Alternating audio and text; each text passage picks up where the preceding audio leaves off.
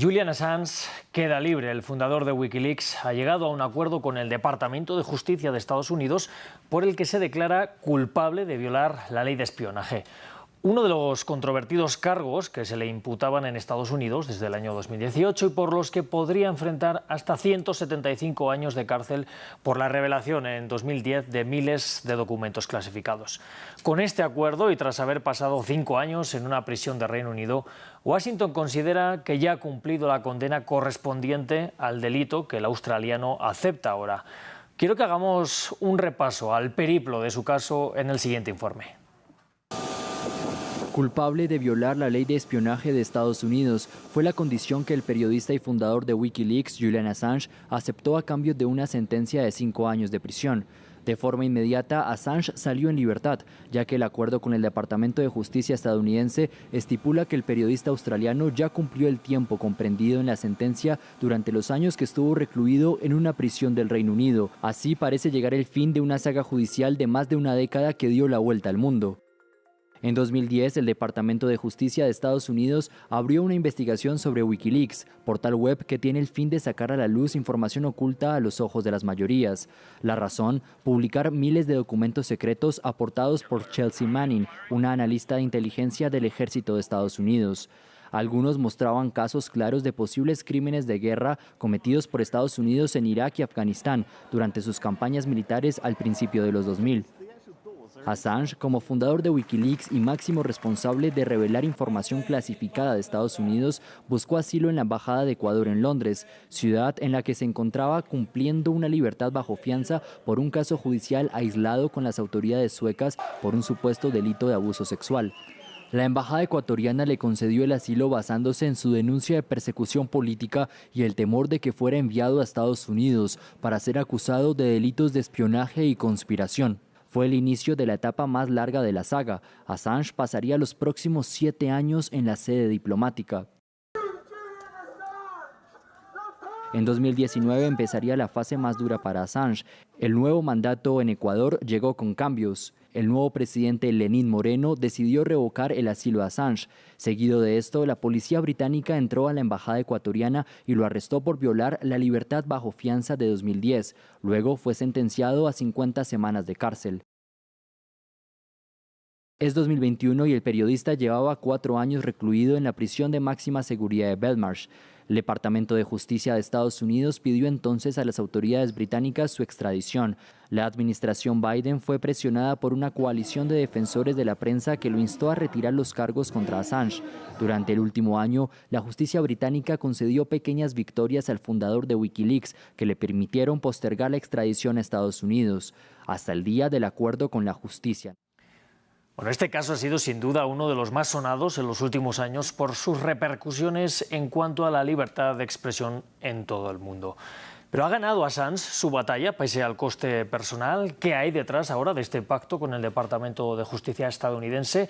¿Y ha actuado quizás Estados Unidos contra la libertad de expresión o hay documentos que deben quedar en secreto?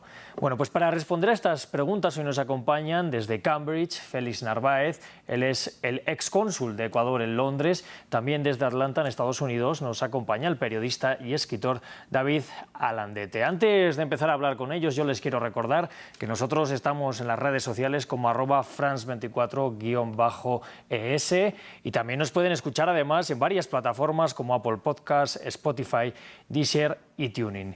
Así que ya quiero empezar, después de recordarles todos nuestros puntos en las redes sociales, que vamos a empezar con una de las grandes preguntas que surgen ahora mismo con este acuerdo que acaba aceptando el delito de espionaje. ¿Quién gana? Porque el coste personal ha sido muy grande para Assange, pero finalmente queda libre. Le quiero preguntar al excónsul de Ecuador allí en Reino Unido, ¿quién gana? ¿Gana Assange o gana Estados Unidos esta batalla? Hola, muchas gracias por tenerme acá. Creo que finalmente obtener la libertad después de una persecución tan feroz de 14 años es claramente una victoria. Pero quisiera hacer una precisión ahí. No está claro de que Julian Assange se ha declarado culpable de espionaje como tal. Para él habían 18 cargos que no se presentaron años después de que salió de la embajada. Esos se presentaron inmediatamente el mismo día que fue secuestrado de la embajada. Estaban sellados, estaban escondidos, esperando por su secuestro, ¿no es cierto? Entonces, de esos 18 cargos, 17 están bajo la ley de espionaje y hay uno que es supuestamente por conspiración para intrusión informática. Lo más probable, porque eso no está todavía develado, se sabrá el día de mañana, es que Julián está aceptando culpabilidad en el último cargo, que no va bajo la ley de espionaje, que dicho sea de paso, es lo que está criminalizando la actividad periodística. Ese era el riesgo de extradición de Julián Assange y la razón por la cual la totalidad de las organizaciones de derechos humanos en el mundo y por la libertad de expresión activamente se opusieron a esa extradición. Gana Julián Assange, pero también ganan los Estados Unidos, porque la extradición de él finalmente hubiera significado un juicio en el que tendría que tratarse las revelaciones embarazosas que él hizo, y en tiempo de campaña electoral me parece a mí que esa papa caliente no la quieren ahí. Significaba, como repito, la criminalización del periodismo, la primera vez en la historia en juzgar a un periodista por el puro hecho de publicar información de interés público. Bueno, pues le extiendo la pregunta a nuestro otro invitado, David Alandete. ¿Quién gana con este acuerdo? ¿Cree que, como dice nuestro otro invitado, habría sido un problema para Estados Unidos si se llega a dar un juicio allá en suelo estadounidense? Bueno, la cuestión de quién gana, quién deja de ganar es, en este caso, que es un caso judicial y en el que ha habido 18 cargos, como bien expresaba el señor Narváez, presentados en Estados Unidos en 2018 y hechos públicos en 2019 cuando Lenín Moreno le retira el asilo o el refugio diplomático al señor Assange. Está claro que, como el señor Narváez apuntaba, estábamos viendo ahora un vídeo, el famoso vídeo del ataque que hubo en Irak, hubo una serie de revelaciones importantísimas por parte de Wikileaks. Ha habido cables revelados a lo largo de tanto tiempo por Wikileaks que han sido muy importantes para... Y lo digo como periodista, que además trabajó con Wikileaks, en el equipo con Wikileaks en el país donde yo trabajaba entonces, reveló los cables diplomáticos en el año 2011, ¿no? Que fueron cientos de miles de cables diplomáticos. Ahora bien, hubo un punto en el que el señor Assange dejó de colaborar con los medios, con el país donde yo trabajaba, con otros, con el New York Times, con el Guardian, porque quería seguir publicando una serie de documentos sin las debidas redacciones, sin ocultar nombres de colaboradores del ejército de Estados Unidos. Yo acudí a una rueda de prensa del almirante Mike Mullen, jefe del Estado Mayor Conjunto en 2011-2012, en el Pentágono aquí en Estados Unidos. Y el general Mike Mullen dijo que Wikileaks y Julian Assange tenían las manos manchadas de sangre por esas revelaciones, por las bajas que podía haber provocado entre informantes en Afganistán. En aquel punto, 2012, ya veíamos que había algo detrás del señor Assange. Pero no es por lo que huye el señor Assange. El señor Assange huye de dos acusaciones de agresión sexual muy graves. Dos acusaciones de agresión sexual que además, en vista del movimiento del Me Too y de creer a las víctimas, ofrecieron muchísimos detalles sobre su conducta con dos mujeres bastante sospechosa. Por eso el señor Assange no va a rendir cuentas.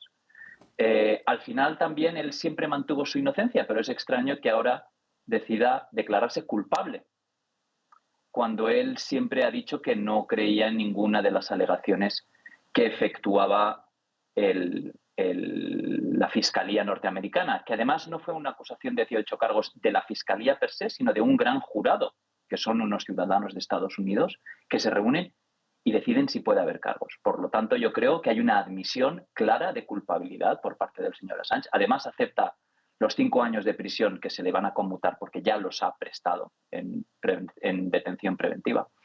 Y yo creo que esto se da no como una victoria o una derrota para nadie, pero se da porque, y como el señor Narváez sabe, porque él fue parte de ello, se intentó extraer, entiendo que fue parte de ello, no lo puede desmentir, hubo incluso un plan para extraer al señor Assange y llevarlo a Rusia, la llamada Operación Navidad, nombrándole diplomático ecuatoriano en Moscú. Y aquello también se frustró. Es decir, el señor Assange intentó eludir a la justicia y no lo logró, y al final yo creo que él ha decidido admitir esa culpabilidad. ¿Que pedirá un indulto al señor Biden o a quien gane las elecciones de noviembre? Está claro. Por lo que dijo el diputado Dana Rohrabacher, que es un diputado republicano, ya le pidió a él un indulto de Trump, y estoy convencido de que seguirá pidiendo esos indultos. Por lo tanto, los hechos son que el señor Assange admite su culpabilidad en un cargo presentado por un gran jurado, ¿no?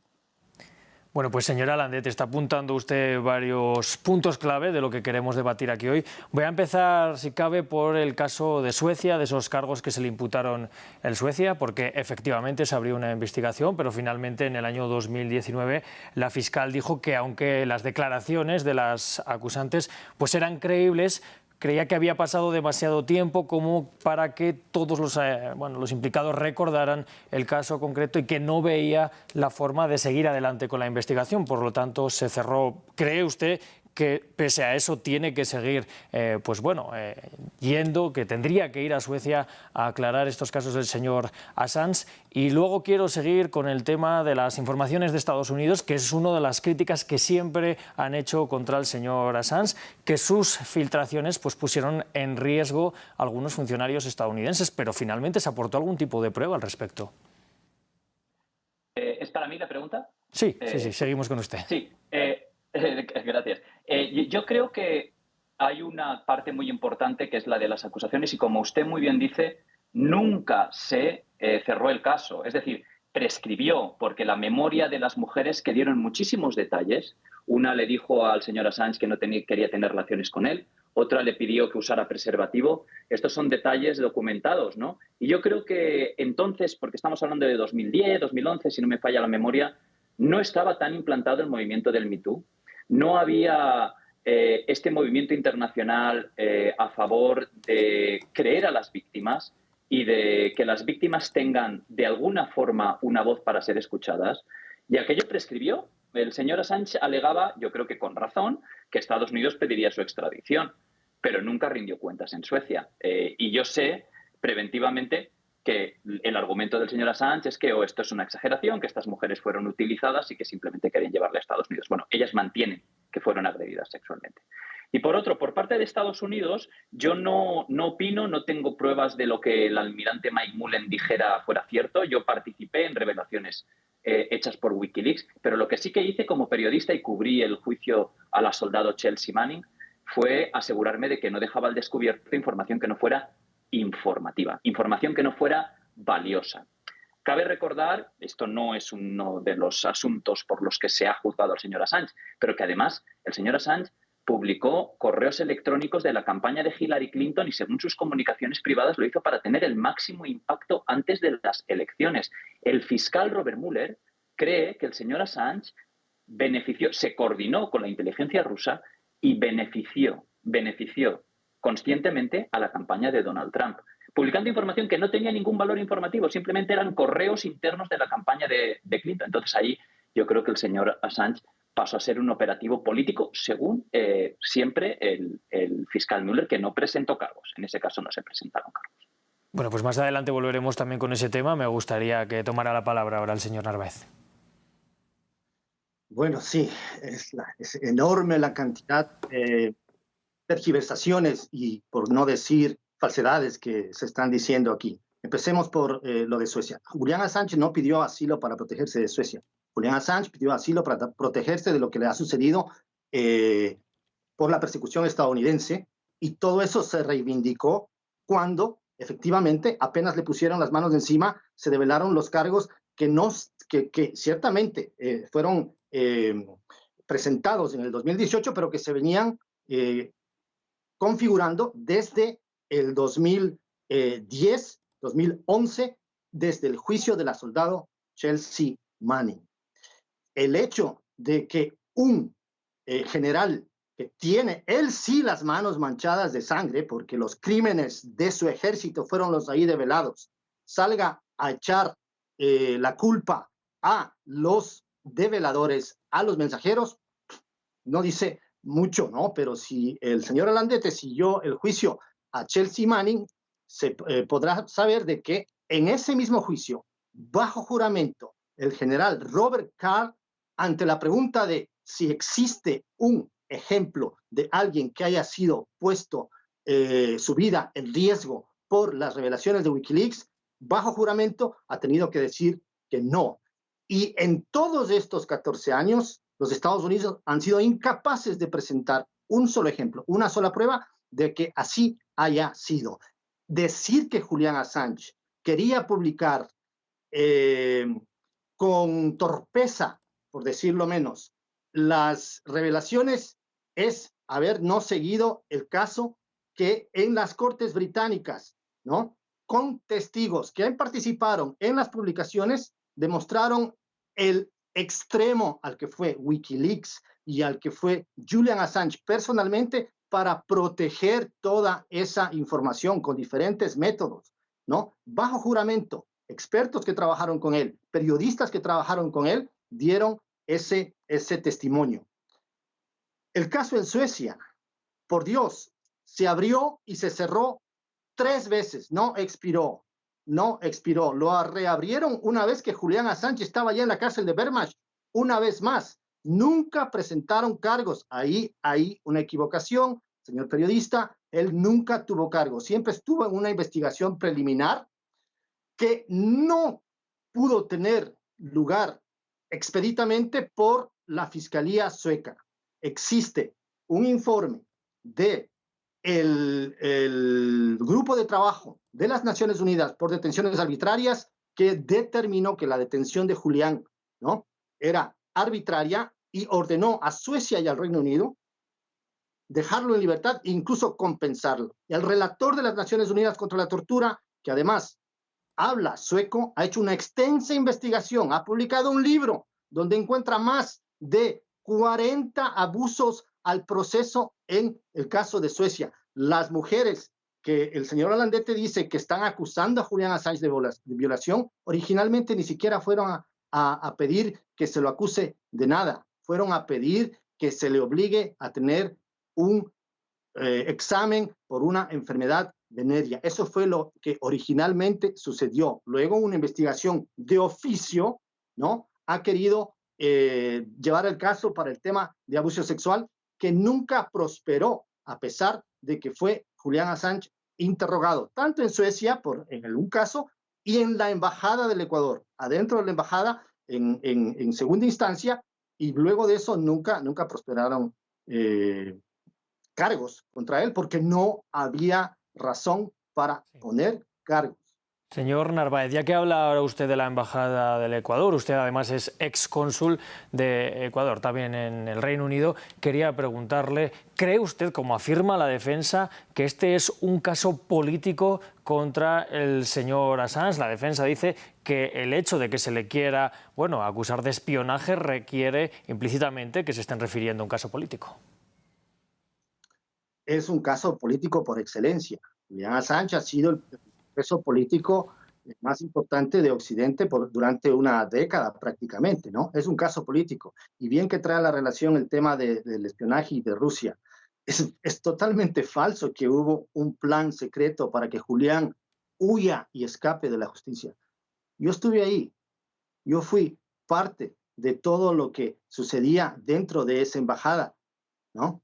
Jamás ni Julián ni el Ecuador quisieron sacar a Julian Assange sin el consentimiento del Reino Unido. Y jamás tuvo que ver nada, ni Rusia ni el gobierno ruso, ¿no?, con la legítima acción del Ecuador. Pero le nombró, ¿participó usted en reuniones? ¿Participó usted en reuniones con funcionarios rusos? Absolutamente no. Absolutamente no. ¿No se reunió con diplomáticos rusos en Londres? Nunca en 8 años de haber sido diplomático me reuní para conversar con un diplomático ruso. Jamás. Y si usted se está refiriendo, señor Alandete, a una publicación del periódico The Guardian que así afirma, el periódico fue sujeto a un reclamo personal mío, un reclamo oficial que tardó 1 año y escaló todas las instancias para que el periódico reconociera, ¿no? Un panel independiente le obligó al periódico a reconocer que rompieron su código de conducta, publicaron información tergiversadora y falsa, y le ordenó corregir que, primeramente, nunca existió un plan ruso, ¿no? Y segundo, que jamás el Ecuador estaba intentando hacer nada ilegal. Y eso es una sentencia contra el diario, ¿no? Señor. Que aclara inferir. Se habla de un plan ecuatoriano y se le nombró consejero, usted lo sabe, se le nombró consejero de la Embajada de Ecuador en Moscú, con un salario de $3.000, 3.000 euros mensuales. Esto figura en el expediente, lo reveló el señor Moreno antes de irse, usted lo sabe. No es un plan ruso, es un plan ecuatoriano y se pidió permiso a Reino Unido para que Julian Assange saliera y pudiera ir a Rusia. Eso es un hecho, ¿no, señor Narváez? Bueno, señor Narváez, le doy la palabra para que conteste a estas acusaciones y volvemos después con el señor Alandete para seguir con el debate. Perdón. Sí, pero eso no significa que haya sido un plan ruso, ni que haya sido nada... Claro. Perdón. Sí, señor Narváez, sigue teniendo la palabra si quiere ampliar la contestación. Pues sí, es decir, el Ecuador es un país soberano, puede nombrar a sus diplomáticos a donde se le plazca. Y aquí valga decir también que el señor Assange y su equipo legal, cuando se enteraron que el Ecuador torpemente había previsto como un plan B nombrarlo en Rusia, se negaron absolutamente a que así fuese y por eso tampoco prosperó.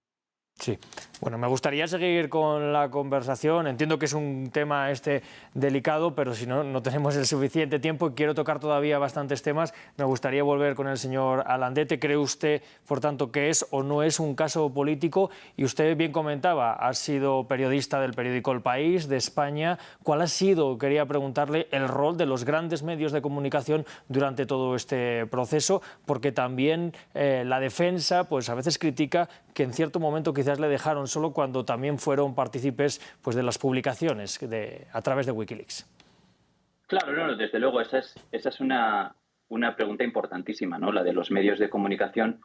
Y permítame decirle que yo trabajo en Estados Unidos, soy corresponsal del diario ABC en la Casa Blanca, nunca he visto un juicio de corte político en Estados Unidos.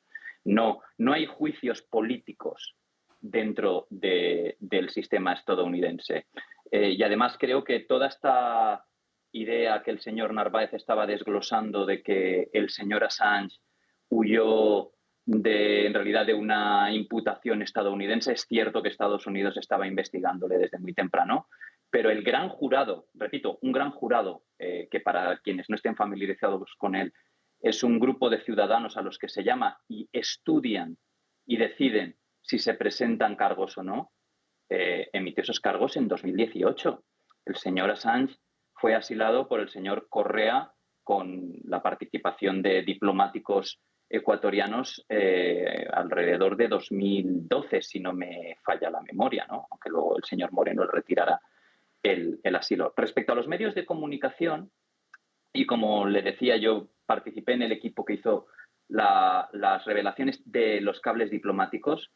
Desde luego el señor Assange ha publicado y ha revelado informaciones cruciales sobre Estados Unidos. Y déjeme destacar, casi siempre o principalmente Estados Unidos.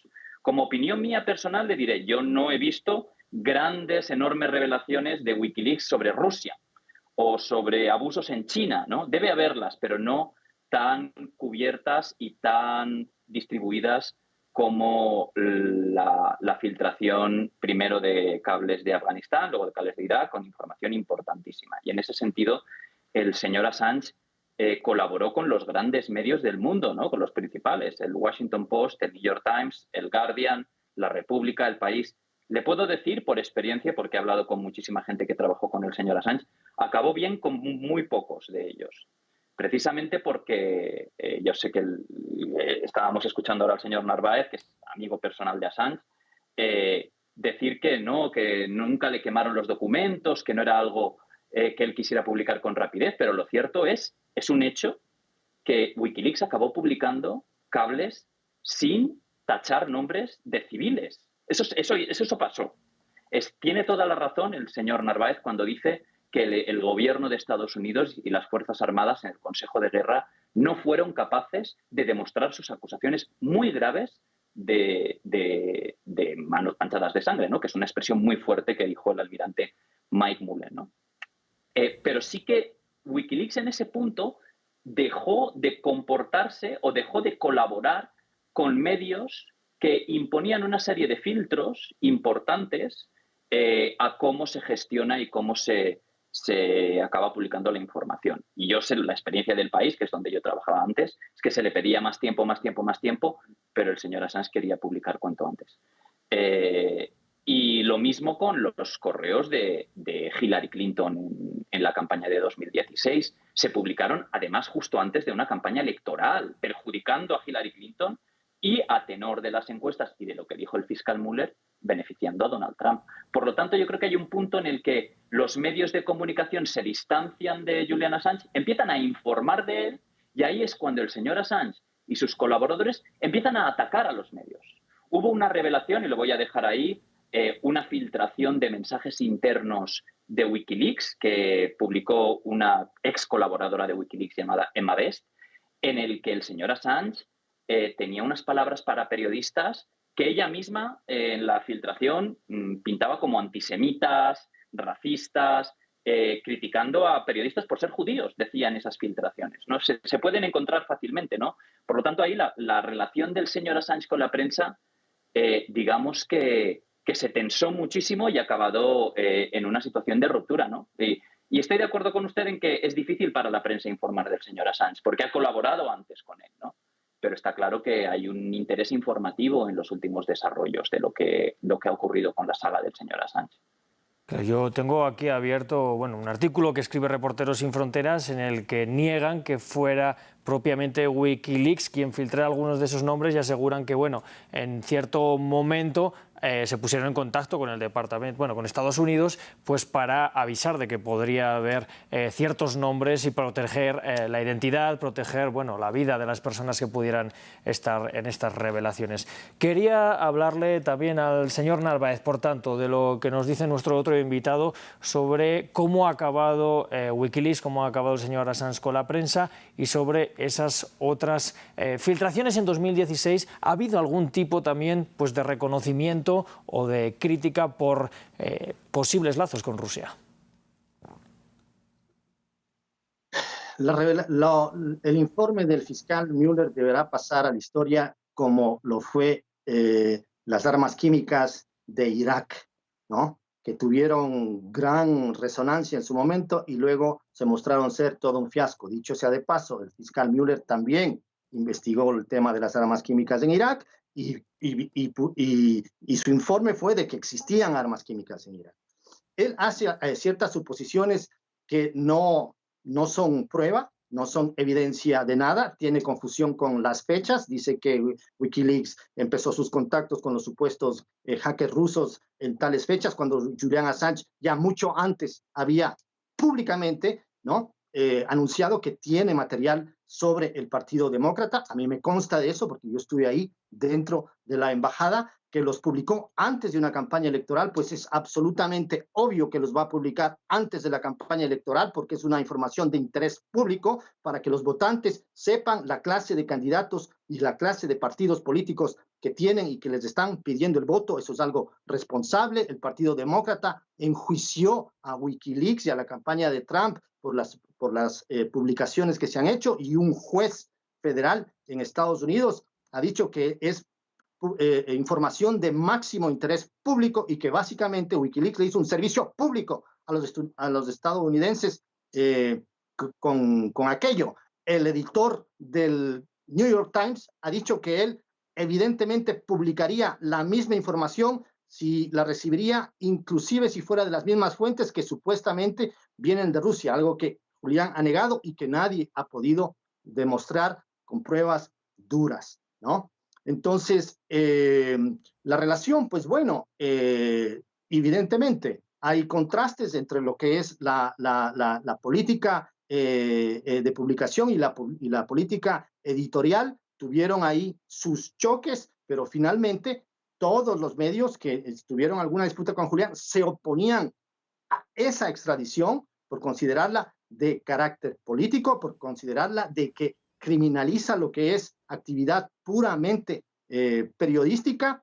Y bueno, de aquí en adelante se verá. Julián está libre y retomará sus actividades públicas, espero que sí, pronto, ¿no? Bueno, le voy a dar la palabra a la señora Landete para que conteste a este punto, pero les lanzo también una última pregunta. Nos quedan apenas 5 o 6 minutos para este debate. ¿Llega este acuerdo en medio de la carrera política hacia la Casa Blanca entre Donald Trump y el presidente Biden? ¿Cree también usted, señora Landete, por supuesto también señor Narváez, que esto es un movimiento político por parte de Biden? ¿Había perdido quizás el establishment estadounidense quizás el relato en este tema de Assange? Bueno, es interesante que hagas esta pregunta. Primero, brevemente por las alusiones, sobre todo a cuando hablaba de este informe de Reporteros Sin Fronteras. Es un hecho que no está sometido a disputa que Wikileaks publicó nombres de informantes. Se publicaron en 2010, hubo varias denuncias incluso de medios de comunicación sobre ella. El Guardian, de hecho, llegó a publicar una nota en la que pedía a Wikileaks que los borrara, ¿no? El alcance de esto, de nuevo, está sometido a disputa y es verdad, y el señor Narváez tiene razón en que un general negó tener pruebas de esas durísimas acusaciones, ¿no? Sobre la conveniencia política o no del momento. Esto es un gran éxito para el primer ministro australiano, que ha tomado... hablábamos antes de éxitos en términos de Estados Unidos Assange. Yo creo que el éxito es el de la pericia diplomática del primer ministro australiano. Y de hecho, Joe Biden, el presidente estadounidense, dijo que escucharía las peticiones de indulto, ¿no? Y que lo considerarían, porque en Estados Unidos, a pesar de las acusaciones que hemos escuchado por parte del señor Narváez de que hay juicios de tipo político, repito, esto no es una dictadura a la China o no es un régimen autoritario como el ruso, en el que sí hay juicios de corte político y sí que hay opositores en prisión. En Estados Unidos hay un Estado de Derecho y ese Estado de Derecho impide los juicios políticos y no existen. Hubo un gran jurado que decidió que había suficientes pruebas y presentó los cargos, eran 18. Yo como periodista y como parte de un equipo que colabora con el señor Assange, me alegro de este resultado. No creo que Julian Assange mereciera ir a la cárcel por lo que hizo, aunque forzara o no forzara a la soldado Manning a hacer esa sustracción. Yo creo que no merece el cargo inicial de años y años y años y décadas de prisión que se le pedía. Pero claro, es la labor de la Fiscalía y es la labor de la justicia. Y eso yo, desde mi punto de vista de periodista, lo que tengo que hacer es informar de ello y respetarlo, ¿no? Y por último, diré que quienes más han celebrado hoy ese acuerdo han sido los diputados más trumpistas del Capitolio. La diputada de Georgia, Marjorie Taylor Greene, ha dicho que es un gran día para la democracia. Thomas Macy, de Kentucky, ha dicho que por fin, en Estados Unidos, es Trump y su equipo los que más han insistido en esto, lo que más han celebrado esta excarcelación, porque al final, el mayor beneficiado de las revelaciones del señor Assange en la campaña de 2016 fue Trump. Y en este sentido es un gran motivo de celebración para él. Sí, siento cortarle, nos queda apenas un minuto. Quería darle ya un último espacio para que hablara al señor Narváez y así poder cerrar este debate. Podríamos estar, desde luego, horas debatiendo al respecto. Gracias. Me parece que hay que decirlo completo. Un gran jurado no es necesariamente una perfección.